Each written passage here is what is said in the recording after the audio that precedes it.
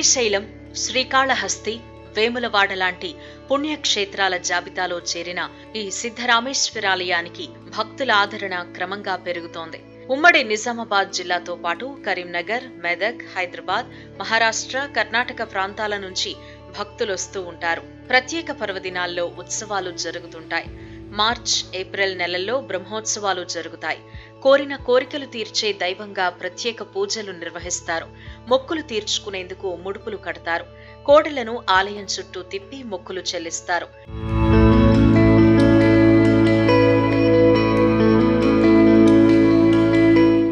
కామారెడ్డి జిల్లా భిక్కనూరు మండల కేంద్రానికి సమీపంలో గల శ్రీ సిద్ధరామేశ్వరాలయం రాష్ట్రంలోని పవిత్ర పుణ్యక్షేత్రాల్లో ఒకటిగా వెలుగొందుతోంది. నిజామాబాద్, హైదరాబాద్ మార్గంలో భిక్కనూరు వద్ద ప్రధాన రహదారి నుంచి 1.5 కిలోమీటర్ల దూరంలో ఈ ఆలయం కొలువుదీరింది.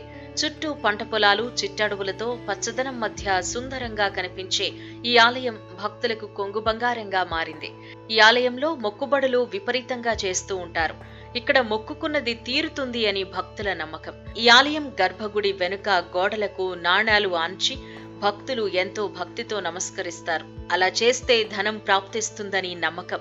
ఈ గోడకిలా నాణాలు ఆనించి వాటిని ఇంటికి తీసుకువెళ్లి డబ్బు పెట్టెలో కొందరు దాచుకుంటారు. వారికి వెంటనే ధనసిద్ధి కలుగుతుందని అపార నమ్మకం.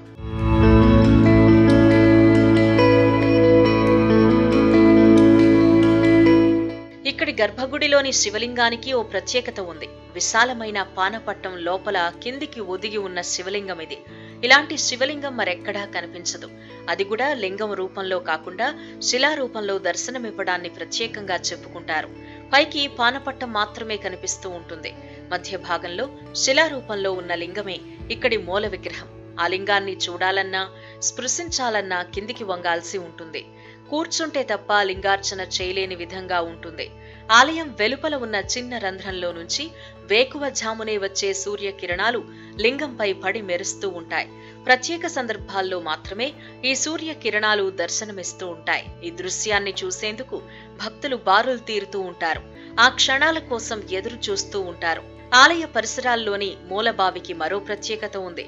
ఈ బావి నీటితో స్నానం చేసినా, నీటిని సేవించినా సకల రోగాలు నయమవుతాయని స్థానికుల విశ్వాసం.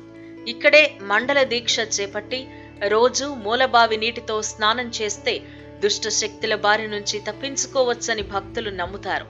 ఆలయం చుట్టూ విస్తరించిన గుట్టలు, పరుచుకున్న చిట్టడవుల మధ్య ఆహ్లాదకర వాతావరణంలో కొలువైన ఈ శివాలయానికి ఆసక్తికరమైన నేపథ్యం ఉంది.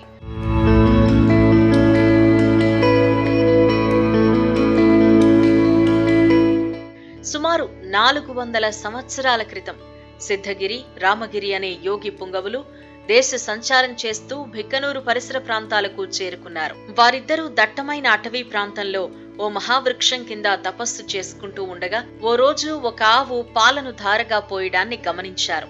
ఆవు నిలబడ్డ చోటే పాలను పోస్తున్న దృశ్యాన్ని విచిత్రంగా చూశారు. దగ్గరగా వెళ్లేసరికి ఆవు కనిపించకుండా పోయింది. వెంటనే పాలు పోసిన చోట మట్టిని తవ్వి చూడగా శిలారూపంలో ఉన్న శివలింగం బయటపడింది. దాన్ని స్పృశించిన వెంటనే శివుడు ప్రత్యక్షమై తానిక్కడ శిలారూపంలో ఉన్నానని, తనకు గుడి కట్టి నిత్య పూజలు నిర్వహించాలని సూచించాడట. కాలక్రమంలో నాటి భిక్కనవోలు సంస్థానాన్ని ఏలిన కామినేని వంశీయులు ఇక్కడ పూర్తి స్థాయి వసతులతో గుడి కట్టించారు. శైవ భక్తులైన కామినేని పాలకులు దీనికి సిద్ధరామేశ్వరంగా నామకరణం చేశారు. సిద్ధగిరి, రామగిరి స్వయంగా తవ్విన మూలబావి మాత్రం ఇప్పటికీ అదే పవిత్రతతో భక్తులచే ఆరాధించబడుతోంది. ఎత్తైన గుట్టపై ఉన్న ఈ బావిలో అన్ని కాలాల్లో పుష్కలంగా నీరుంటుంది. తీయగా ఉండే ఈ మూలబావి నీటిని తాగినా, వీటితో స్నానం చేసినా సకల రోగాలు నయమవుతాయని స్థానికుల విశ్వాసం. భక్తుల సౌకర్యానికి మరిన్ని వసతులు కల్పిస్తామని, ఈ మేరకు తమ ప్రాంత ప్రజాప్రతినిధులను కలిసి నివేదించామని ఆలయ కమిటీ ప్రతినిధులు చెబుతున్నారు. భిక్కనూరులోని సిద్ధరామేశ్వర స్వామి స్వయంభూలింగ మహాక్షేత్రం అత్యంత ప్రాచీనమైనటువంటిది. ఈ దేవాలయాన్ని సిద్ధగిరి, రామగిరి అనేటువంటి సాధుపుంగవుల చేత ఆవిర్భవించబడింది. ఇక్కడంతా కూడా అటవీ ప్రదేశం. ఈ ప్రదేశంలో ఆ ఇద్దరు సాధుపుంగవులు సంచరిస్తూ ఉండగా ఒక కపిల గోవు, ఎక్కడైతే మనం గర్భాలయంలో స్వయంభూలింగాన్ని చూశామో ఆ ప్రాంతంలో గోవు నిలబడి పాలధార విడుస్తున్న దృశ్యాన్ని ఇద్దరు సాధుపుంగవులు చూశారు. చూసి దగ్గరికి వచ్చడంతోనే ఆ ఆవు మాయమైపోయింది. తర్వాత ఆ ఇద్దరు సాధువు కూడా ఎక్కడైతే ఆ పాల దార పడిందో ఆ పడినటువంటి ప్రదేశంలో ఉండబెట్టిన మట్టిని తీసి చూడగానే మనకు లోపల ఇప్పుడు చూస్తున్నటువంటి ఆ సిద్ధరామేశ్వర స్వామి స్వయంభూలింగ మహాక్షేత్రం కనుగొనబడింది. మూల బావిని ప్రశస్తం, వాళ్ళు స్వయాన తోడిన బావి. ఆ యొక్క బావి నీళ్ళతోటే ఇక్కడ వచ్చిన యాత్రికులకు సర్వరోగ నివారణి. ఆ యొక్క నీళ్లు వాడకం నుంచి అందరికీ ఒక విధంగా సంతానం కాని వాళ్ళకి సంతానము, తర్వాత బాణావతి గ్రహ సంబంధం ఉన్న వాళ్ళకు కూడా అన్ని విధాలు ఇక్కడ నివారణ అవుతాయి. డాక్టర్ రూపకంగా వచ్చి కూడా కొంతమందికి ఆపరేషన్ చేసి కడుపు నొప్పులు కూడా కొన్ని తక్కువైన నిదర్శనాలు కూడా ఉన్నాయి ఇక్కడ.